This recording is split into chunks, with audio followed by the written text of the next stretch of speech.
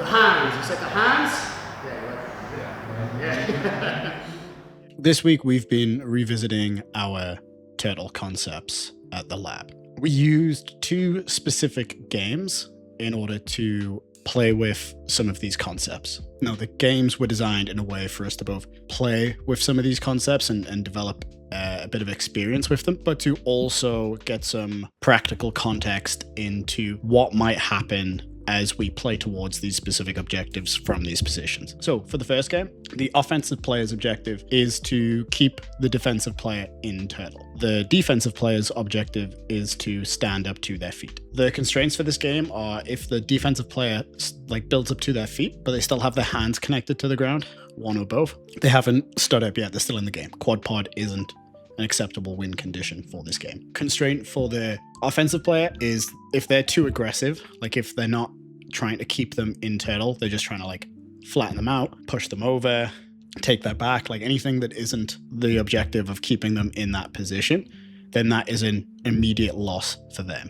However, that doesn't mean that the defensive player can just fall over, right? Or just collapse and be like, oh, you lost. The overall objective is to develop skills within this game that are going to make you better at that position. If you go for some cheap wins, we'll say, by just collapsing and trying to get the other person to lose, you're not getting better at grappling. Your objective as the defensive player is to stand to your feet. That's entirely what you want to be trying to do. That constraint is there to give you a chance to practice that skill. However, if you're going to abuse it, you also lose, right? So obviously when I'm there in the gym and I'm watching my students do it, I can tell who's just being a bit of a pussy and is falling over because they haven't got any base or whatever. That isn't an L for the offensive player. That's an L for you, figure your base out. So the second game was the offensive player has to flatten out the defensive player from turtle.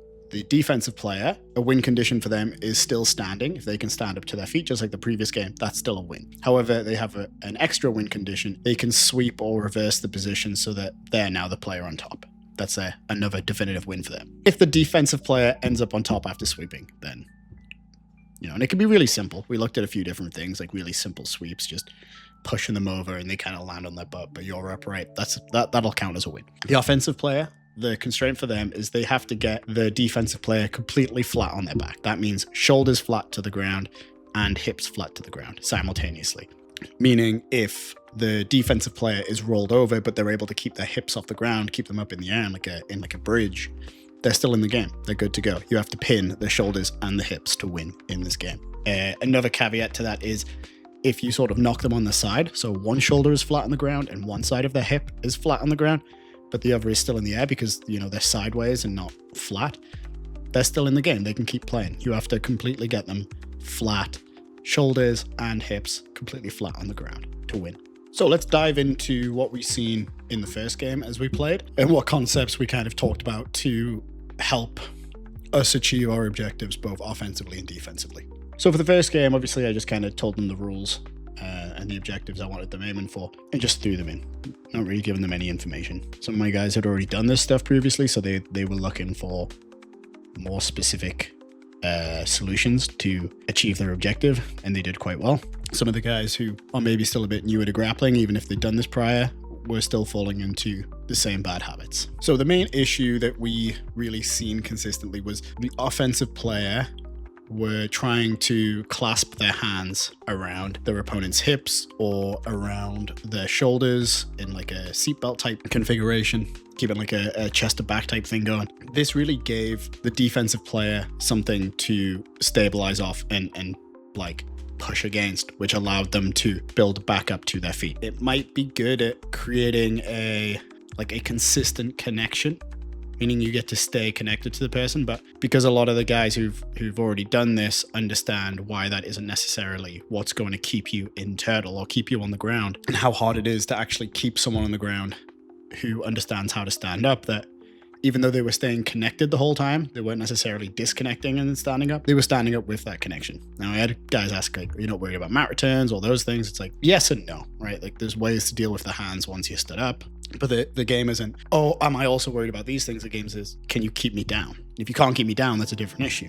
So we looked at a couple of changes we could make that would make it easier to keep them down. And if guys were clasping their hands and finding a way to keep them down, it wasn't easy. It was generally like high effort, low return, but it was generally very high effort for the first couple of rounds. If they were standing up and then wanted to wrestle them back down, it was like a big physical push to try and wrestle the person back down. It was generally only happening if the offensive player was a few weight classes above the defensive player. The other way around, it just wasn't working at all. So some of the concepts that we really touched on to improve the skill for the offensive player was, instead of looking at using strength and weight to hold the person down, we focused on the posts that we have to hold ourselves up on when we're in turtle, like the arms and the legs, and how connecting to the ends of those levers can do a much better job of keeping us in that position without it costing anywhere near as much effort or energy. So what we mean by the ends of the lever, the limbs are levers. Like, we should understand this from when we work on submissions. The lever will insert into the torso. So if it's an arm, it inserts through the shoulder. If it's a leg, it inserts through the hip.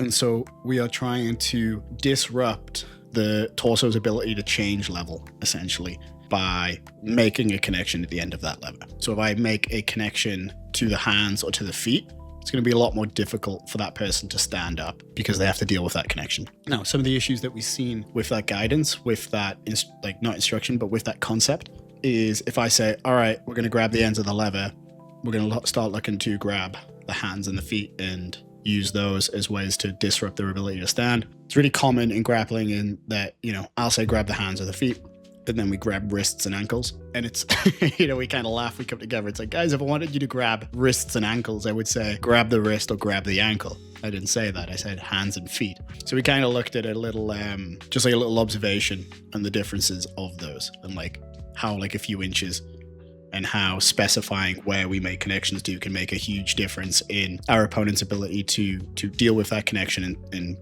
achieve their own objective. So we sort of just broke it down and said, like, all right, the wrists are okay. The ankles are okay. They're not bad, but they're not good. They're okay. The hands or the feet, like around like the meat of the hand or around like the actual foot, that's good, right? That's a good connection. It's going to be a lot more difficult for them to deal with. Around the fingers, like that, not digits because it's illegal, but around the fingers, like that. As long as I'm not doing these, that's fine. Toes as well, not individual toes, that'd be strange, but around like the big toes and connecting them like in a monkey grip type thing, that's excellent. That's as end of the lever as you can get. So we said wrists, okay, whatever, probably gonna lose it more than you keep it. Hand is good. It's gonna require like much more of a fight on their part for them to get that free. Fingers, excellent. Toes, excellent. So we kind of looked at that.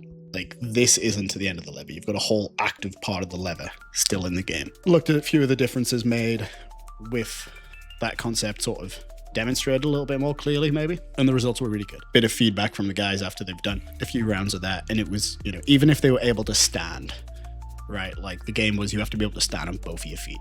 Like, once both feet are flat on the floor and your hands are off the ground, then you've won. So even if they were able to stand up all the way, unless they had that other foot on the ground, they haven't won. And so if they were holding onto the ankle, they could generally rip that foot away as they were standing and they would win. But if you maintained a connection to like the foot, even if they got up like what looked essentially like standing all the way, it was very easy for the offensive player to bring them back down through that foot and get them right back in turtle, and they're still in the game. So they've made it up like 99% of the way, and then they were able to wrestle them right back down just from the end of the foot. We looked at realizing these grips are transient, that you're not going to maintain a single one, and it's going to be better to just recognize when it's going instead of fighting and using all your strength to hold onto it. Just pass off to a different grip. If you can hold onto one foot and you start stripping it and he's using his other foot, instead of fighting to hold onto it, just grab the other foot, grab a hand, grab near side hand, far side foot, far side hand, near side foot, and mixing up those connections, creating like a diagonal base and looking at different sort of outcomes depending on which grip we took. The main thing that I think most of them took away was these end of lever connections generally took a lot less effort to maintain and be like practical and usable compared to two-hand connection around their hips and muscle them down to the ground. And so you were able to actually scramble and move with them a lot more effectively. And so the offensive player is working significantly less than the defensive player, which that's exactly what you want. You want the person who's on the bottom working harder to try and get back offensively while you're maintaining your energy as you open up opportunities to increase that offensive play like possibility.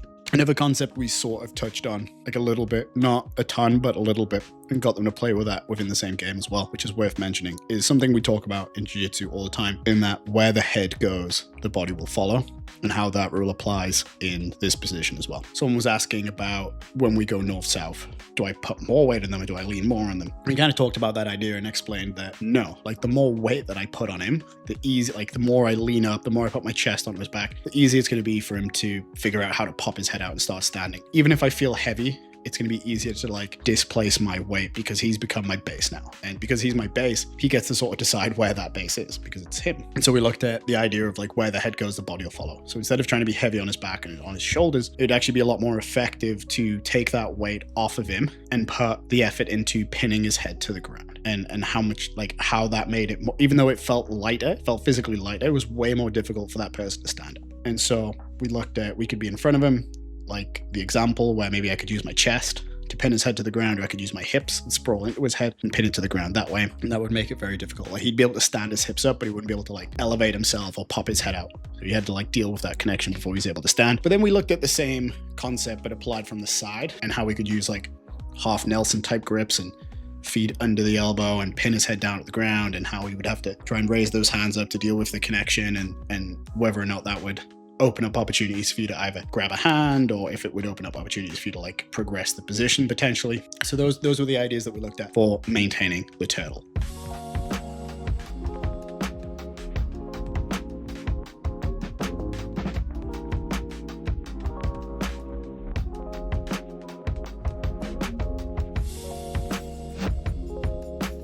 At the beginning, the offensive players found it a lot easier to flip the defensive player over and sort of get the hips down significantly because of some of these concepts that we were looking at. So for those who were just trying to like push the turtle player over, they were trying to like force them over, and the turtle player either having a good base, they weren't able to move them, or the turtle player understanding sweep theory and how sweeps work at a conceptual level would take that momentum and use it to sweep them as they were trying to be forced over. And so we don't like push or like even pull, right? Like that's like a very rudimentary thing to do as well, right? Like, oh, I'm just gonna just push and pull at your hips and hope that that is an effective way to bring you down. However, we have been going over sweep theory in the lab and just what makes sweeps work and why sweeps work, and taking some of that theory and applying it to this position and this situation instead, and how it's kind of like ubiquitous. It isn't that much different,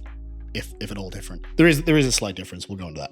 And so they were able to use like sweep theory and understanding like displacing the hips and using that to tip them over and getting them down. And we got to talk a bit about how with turtle, the difference from like sweeping from guard to knocking people over in turtle, or even sweeping with turtle, is we're not just displacing the hips. Well, that isn't just the only option available to us to get them to rotate. We can also displace through the shoulders, right? So we can destabilize through the shoulders, and we can destabilize through the hips. And we looked at removing a post or turning a knee or turning a foot, and what that does to where that limb connects into, either the hip or the shoulder. That displacement, that slight off balance, that slight dip towards the floor gives us a path forward to turn them over. Now we looked at the pros and cons of which one we choose to flip someone from turtle. Generally going to be easier to actually flip them over via their shoulder than it is the hip. The hip is going to be more work. It's more difficult. The legs are stronger and heavier. They're basing generally through the legs and the hips, and like that's where they're finding most of their stability, not through the shoulders. The shoulders are acting more as like stabilizers than they are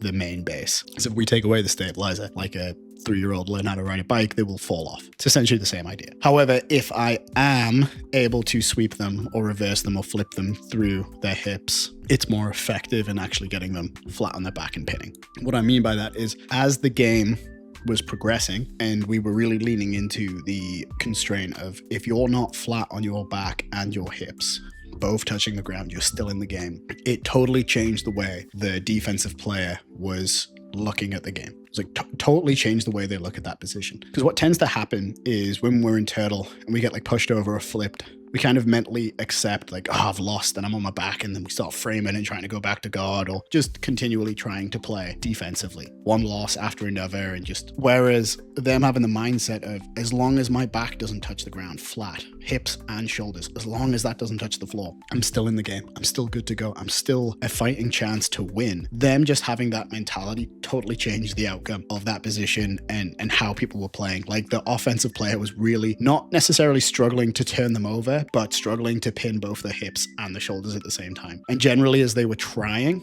the defensive player was using like that force of them trying to physically pin them as they were turning them over, and using that to reverse and sweep the offensive player, and using that as an opportunity to build up on top. What was also happening is, as they were turning, they would just let themselves get turned, and they would turtle up the other way. But as they were turtling up the other way and they didn't have a hand or foot connection this time, they would use that re-turtling as an opportunity to stand. So we've seen like a lot of really good scrambles, like a lot of really good back and forths, where the offensive player figured they were like this close away from achieving their objective, and it got turned against them. Now, the big reveal at the end of that was, it was more just to sort of appease my students and explain like why they went from doing quite well at the beginning of that game offensively to just not being able to pin anyone pretty much for the last 2 or 3 games. Was, that's the wrong objective, right? Offensively, I shouldn't be putting all of my eggs on flipping you over and trying to pin you, right? We're not wrestling, and it's not like the WWE. You're not getting any points for like pinning them flat on the back, but people do that, right? Like, it's a real thing.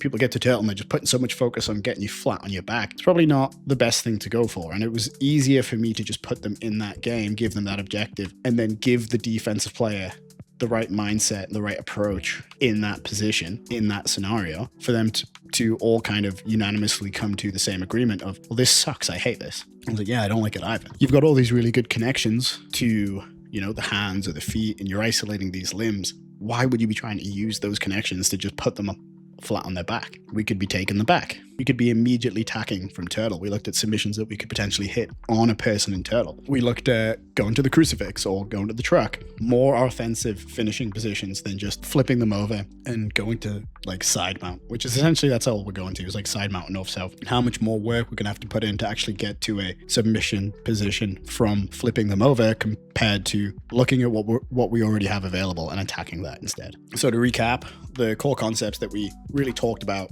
for the first game is like understanding when someone goes like 2-on-1, or they connect the hands together, how that can be used against them and like pressed against, and use it as a way to actually get up to the feet. Even if they're kind of like grabbing your hand and not around your waist, we were able to use that like 2-on-1 connection to stand up relatively easily. If I can do it for one, adding another doesn't make it better. How that can be a fairly common misconception in grappling, and why it's better to make end of lever connections, not only for keeping them in that position, which gives you time to set up potential offenses, especially if you're not very skilled.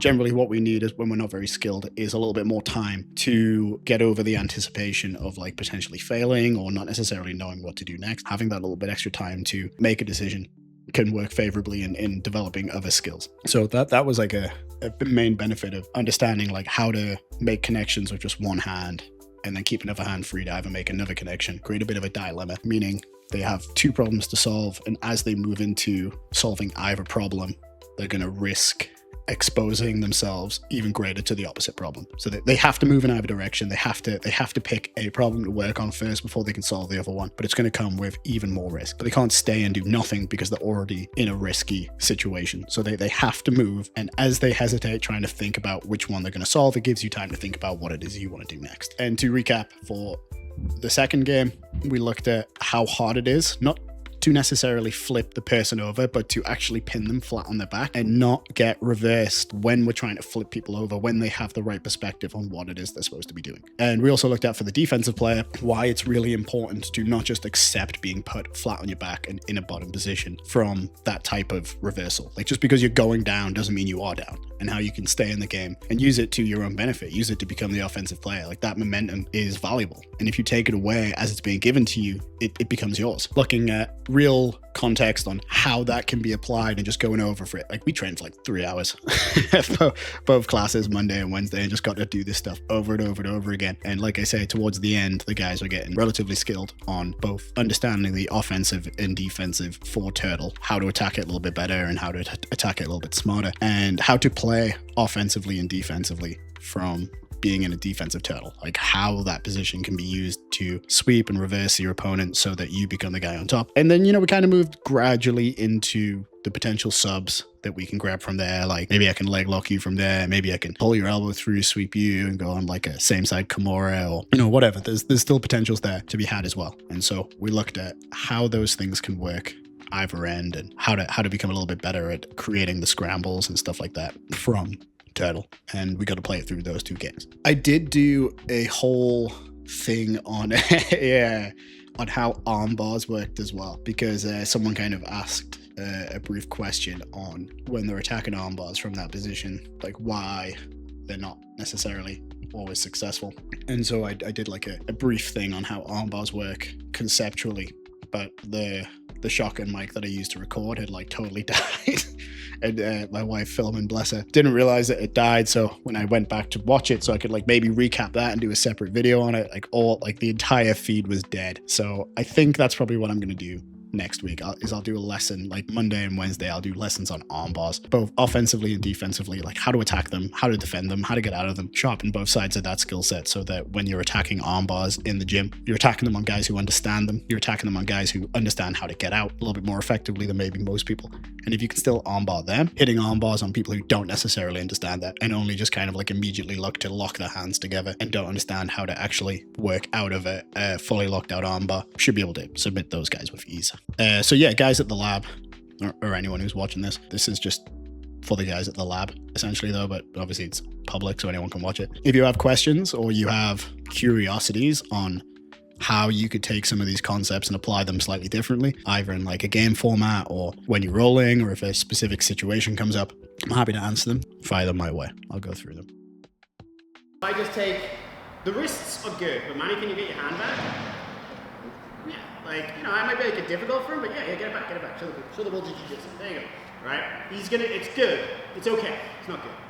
The hand is good. The hand's a lot better. As he's trying to get it back, right, he's probably going to have to get his other hand involved and then strip it, right? Realistically. The fingers, I can't in jiu-jitsu grab fingers like individual digits, but I can wrap around them, right? I can do this. This is perfectly legal because I'm not. If I do that, it's not. If I do this, it's fine, right? The closer I go to the end of the lever, the more effective it's going to be. Now as Manny tries to get it out, his hand is like so weak, right? So the wrist is okay. The wrist isn't bad, it's okay. The hand is good. Fingers and toes are excellent, right? Provided we don't do like C grips. Your thumb is like always going to be the failure point, even if I'm grabbing Manny's wrist. This is just a detail for you guys. If I'm grabbing here, I'm always going to fail right where the thumb connects. He's always going to punch towards like where the weakness is, and it's going to fail. I prefer monkey grips, like orangutan swing from branches. I prefer monkey grips, so that when I come through, the failure point is towards him. Great, right? Does that make sense? If he wants to pull towards himself, great, sick, that's what I want too. No, choke him. But if he wants to punch out, my thumb isn't going to fail, right? There's no failure point. The failure point is the way I want him to go. Whereas if I put the thumb there, the failure point is now the way I don't. It's him punching out my way. So when we start making these grips, get your thumbs out of play and go for these monkey grips. And that will help you out a ton as well. So the hands, you set the hands. Yeah. Yeah, monkey grip is excellent, but it also works exactly